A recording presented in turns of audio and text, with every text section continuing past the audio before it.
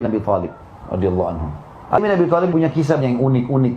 Yang jelas manusia ini adalah manusia yang sangat luar biasa, apalagi dia adalah sepupu Nabi Muhammad alaihi salatu wassalam, dari Ahlul Bait yang sangat mulia. Ali bin Abi Thalib dapat predikat dari Nabi SAW di perang Khaybar, orang yang mencintai Allah dan Rasulnya, dan Allah dan Rasulnya juga mencintainya. Pernah satu waktu Bapak Ibu sekalian, Ali bin Abi Thalib ini, dia pulang ke rumahnya. Kemudian dia bilang sama Fatimah, istrinya radhiyallahu anha al-Batul, anak kesayangan Nabi SAW, "Wahai Fatimah, ada makanan enggak?" Kata Fatimah, "Enggak ada makanan." "Baik, ada uang hari ini yang bisa kita belanjakan makanan?" Kata Fatimah, "Ada 2 dirham." Kata Ali, "Baiklah, berikan kepada saya berikan makanan. Minimal Hasan Husain bisa makan." Radhiyallahu anhu ajma'in. Ringkas cerita, Ali bin Abi Thalib pun bawa 2 dirham tadi, keluar pergi ke pasar, niat mau beli makanan. Waktu dia lewat, ada satu orang fakir miskin di pinggir jalan. Lagi bilang begini, "Wahai ayahnya Hasan." Orang Arab biasa panggil begitu, dan ini sunnah ya. Ali bin Abi Thalib radhiyallahu anhu anaknya Hasan yang paling tua, maka dipanggil Abu Hasan. "Wahai ayahnya Hasan, Abu Hasan." Ali pun radhiyallahu berhenti. "Iya, sudah salaman." Ini orang miskin, penduduk Madinah. "Saya demi Allah sudah 3 hari belum makan. Bantulah saya." Kata Ali radhiyallahu anhu, "Saya pun berpikir, orang ini sudah 3 hari nggak makan. Saya baru hari ini belum makan.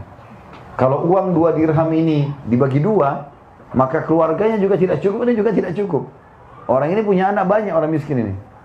Maka dia pun kasih, "Ini 2 dirham, silakan ambil." Padahal dia tahu nggak ada duit lagi nih. Pada hari itu tidak ada makanan pun. Dia pulang ke rumahnya. Fatimah tanya radhiyallahu anha, "Mana makanan hai Ali?" Kisahnya begini, hai Fatimah. Fatimah pun menangis radhiyallahu anha. Bagaimana bisa? Minimal Hasan dan Husain makan, kok kasih orang ini, dari mana kita bisa dapat makanan sekarang? Kata Ali, "Sabarlah, coba saya ke rumah ayahmu Rasulullah SAW, mungkin beliau punya makanan." Maka Fatimah pun sabar radhiyallahu anha. Ali pun keluar dari rumah beliau menuju ke rumah Nabi SAW, dekat sekali jaraknya ya.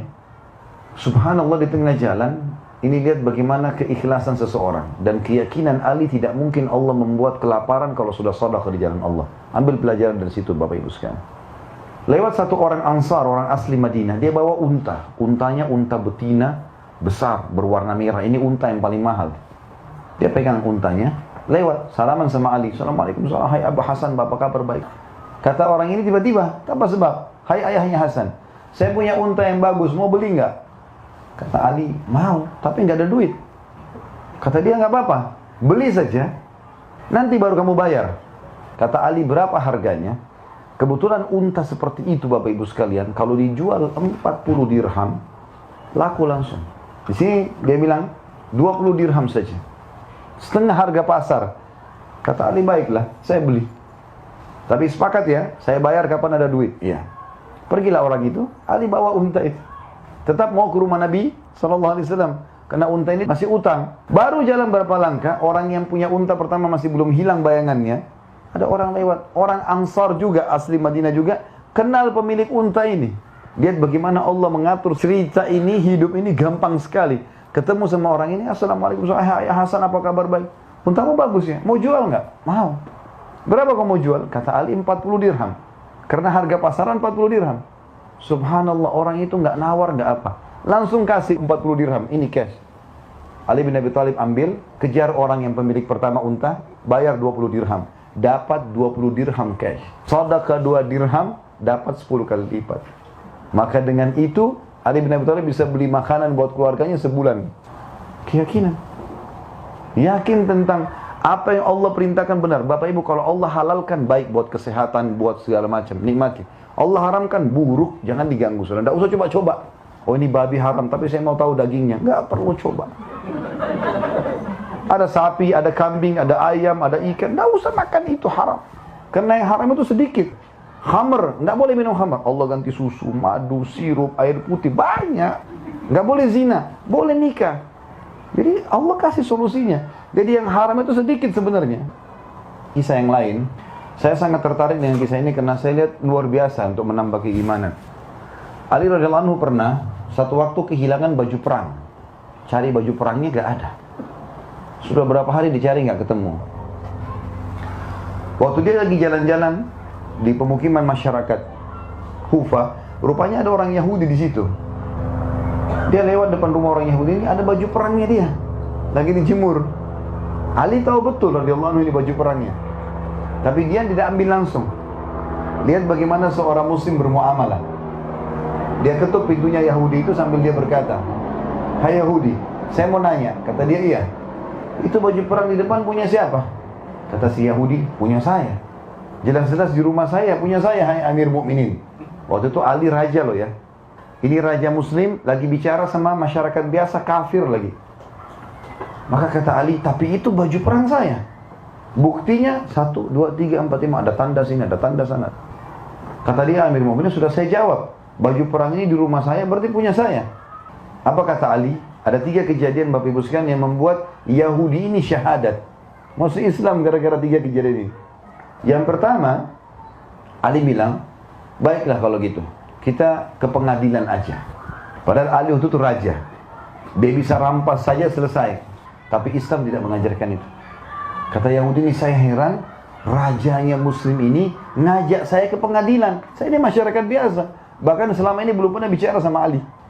Dan di tengah jalan lagi menuju ke pengadilan, dia bilang, "Ali bin Abi Thalib berbicara dengan saya, tanya tentang istri, anak. Nggak ada rasa benci atau apa, nggak. Ya sudah, nanti pengadilan yang putusin." Kata Yahudi ini, "Saya kagum lihat ini. Ini kejadian pertama yang sudah membuat dia kagum nih. Kalau ini raja Yahudi mungkin sudah main rampas aja nih. Masih ngajak ke pengadilan, di tengah jalan pun tidak bicara masalah produk itu. Bicaranya masalah anak, istri, bagaimana anak kamu, istri kamu. Karena dia raja, dia mau tahu adil nggak sama masyarakat ini." Dia bilang kejadian kedua yang membuat saya kagum adalah waktu masuk ke pengadilan. Jadi orang lagi pada duduk semua nunggu majelis hakim. Hakimnya lagi memutuskan, 2 orang maju, 2 orang maju gitu kan. Dia bilang Ali bin Abi Thalib ini memberikan salam untuk umat Islam di dalam pengadilan. Uniknya, mereka semua jawab salam tapi tidak ada yang berdiri. Nggak ada yang berdiri, dia raja datang, salaman. Mungkin kalau kita gitu presiden datang, mungkin kita berdiri. Ini nggak ada yang berdiri, nggak ada yang apa. Dan si hakim pun, waktu itu Shuraih namanya Al-Qadhi, yang terkenal dengan keadilannya. Dia mengatakan, "Silakan wahai Amir Mukminin." Tahu maksudnya silakan apa? Silakan antri ke belakang. Kata si Yahudi ini raja mereka. Salam, tidak ada yang berdiri, sambut dia, apa biasa saja. Bahkan hakim yang digaji dan ditunjuk oleh Ali, suruh, silakan Amir Mukminin, suruh antri di belakang. Tanda tanya ini, kok bisa begini? Dan Ali bin Abi Thalib tidak marah sama sekali, antri sampai tiba giliran. Yang ketiga yang buat dia masuk Islam ini yang luar biasa. Waktu tiba giliran, kata Yahudi ini, maka hakim Shuraih tanya, "Amir Mukminin, ada apa? Anda datang ke sini." Kata Ali, "Saya kehilangan baju perang berapa hari yang lalu. Tadi pagi saya jalan-jalan ke pemukiman masyarakat Kufah, saya temukan ini baju perang yang dipegang sama orang ini di rumah dia. Dan saya yakin itu baju perang saya. Ada tandanya 1, 2, 3, 4, 5. Si hakim muslim ini, bayangkan ya, ini orang muslim itu bermuamalah sama Tuhannya, bukan sama orang di depannya. Walaupun ini rajanya, tapi dia sekarang di pengadilan dan sedang mencari kebenaran. Kata Shuraih, "Baik Amir Mukminin, saya akan bertanya pada Yahudi. Bagaimana ceritanya hai Yahudi?" Saya sudah jawab Amir Mukminin. Waktu di rumah saya dia sudah tanya, jelas baju perangnya di rumah saya, berarti punya saya. Maka hakim balik lagi ke Ali, "Ya Amir Mukminin, apakah Anda punya saksi?" Kata Ali, "Tidak ada yang kenal baju ini kecuali istri sama anak saya."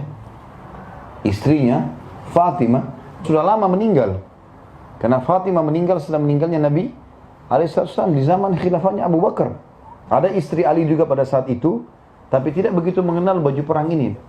Dan ada Hasan dan Husain. Kata hakimnya, "Ya Amir Mukminin, Anda tahu dalam Islam, dalam hukum agama kita, tidak boleh anak menjadi saksi buat orang tua. Dan tidak boleh orang tua jadi saksi buat anak. Kenapa sih saling bela? Berarti kesaksian Hasan Husain sudah tertutup. Ada yang lain?" Kata Ali, "Tidak ada." Kata si Yahudi ini sebab dia masuk Islam. Dia bilang apa? "Saya kaget tiba-tiba hakimnya berkata, 'Ya Amir Mukminin, kalau begitu saya putuskan baju perang ini punya Yahudi.'"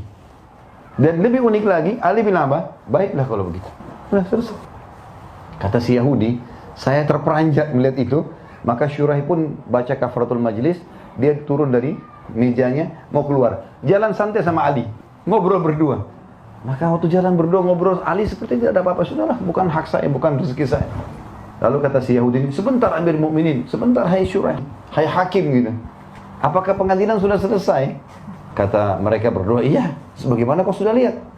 Kata Ali, "Walaupun saya yakin itu baju perang saya, ada buktinya, tapi saya tidak punya saksi. Dan agama kami mengajarkan itu." Kata si Yahudi, hai hakim, betulkah sudah selesai? Kata dia, iya. Dan saya sudah putuskan tuh baju perang kamu. Lalu kemudian Yahudi itu tiba-tiba mengatakan, wahai Amir Mu'minin, wahai hakim, asyhadu an la ilaha illallah wa anna Muhammad Rasulullah. Dia tahu cara masuk Islam. Kata Ali, kenapa kau masuk Islam? Dia bilang, demi Allah wahai Amir Mu'minin, ini baju perang anda. Saya curi berapa hari lalu memang. Baru ngaku dia. Dan saya masuk Islam justru karena keadilan agama kalian. Saya tanya Bapak Ibu sekalian, coba pikir secara akal. Apa yang membuat Ali bin Abi Thalib mau mengetuk rumah Yahudi? Tidak langsung ambil, padahal dia yakin. Dan Ali tidak pernah bohong orangnya. Kenapa dia masih ajak ngobrol si Yahudi? Kenapa masih mengajak ke pengadilan? Kenapa masih mau menerima antri? Kenapa masih mau menerima keputusan Syuraih, hakim tadi? Semua itu karena keyakinannya bahwasanya keadilan dan kebenaran ada dalam agama Allah. Dan gara-gara itu orang lain masuk Islam.